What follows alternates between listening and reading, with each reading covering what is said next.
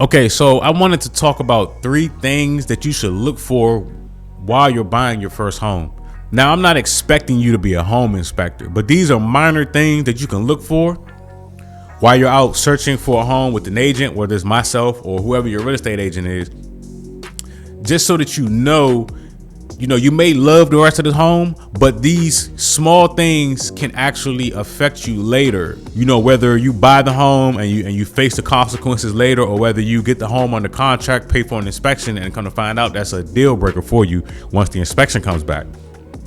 Okay, so the first thing is a sump pump in the basement. Okay, now not every home has a sump pump in the basement, although they should, because the water levels in Maryland are rising. So that means more flooded basements, and having a sump pump can mitigate that. There are some people that have basements with no sump pump, but they're going to have to get a sump pump well cut in. Have to buy a sump pump. That's costly.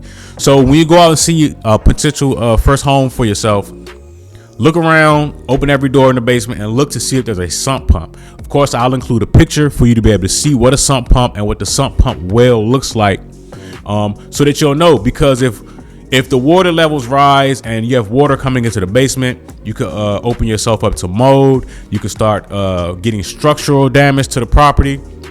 So this is one thing that you should know. If you walk into a basement and you don't see a sump pump, then you should ask yourself, do I want to take on this big project of having a sump pump cut in, or do I want to be at risk of the basement flooding?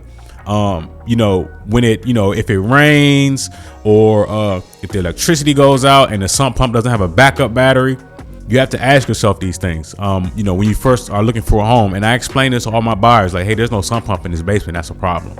And, every new home being built now has sump pumps and sump pump wells. But, some of the homes in the 70s and 80s, they didn't put them in because the water levels weren't as high as they are now. Now, here's the next thing. Carpet in the basement. If you have carpet in the basement and that sump pump fails, or if you don't have a sump pump and the basement floods, you have an even bigger problem on your hand. Because of the carpet and the padding, you will get mildew, that mildew smell.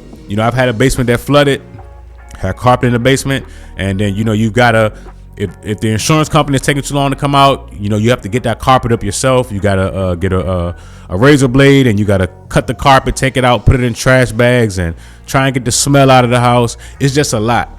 So, if you do buy a home with carpet in the basement, I advise you to take that carpet up and get rid of it and put something else, maybe some sort of like stick-on laminate floor or something down, because it's a lot easier to get water off of that than it is carpet. Okay, carpets make flooded basements a lot worse than what they have to be. Every home that I own has no carpet in the basement. Again, never put carpet in the basement. Okay, it is a disaster waiting to happen if the sump pump were to fail at any time. Okay, so now the third thing are solar panels. Solar panels can really mess up a deal. Now, if you're buying your first home, you should ask the agent or ask whoever you're working with about the solar panels. Okay, if the solar panels are not paid off, you as the buyer will be responsible for that, meaning they will have to be transferred to you. So that will be an extra bill monthly for you. It can also throw off your debt to income ratio. So if the solar panels are extra, $200 a month, that adds to your debt to income ratio along with that mortgage, and it can disqualify you for that mortgage. So if you see a home that you really like, you need to ask the seller's agent about the solar panels. When was the last time that they've been serviced? How much money do you owe on them?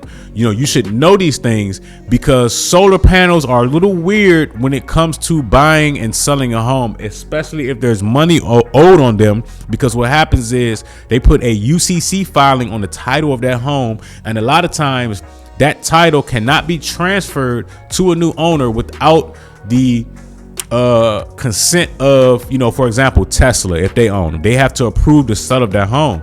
And a lot of times they'll check your credit before they will allow those solar panels to be transferred over to you as the new owner. Okay.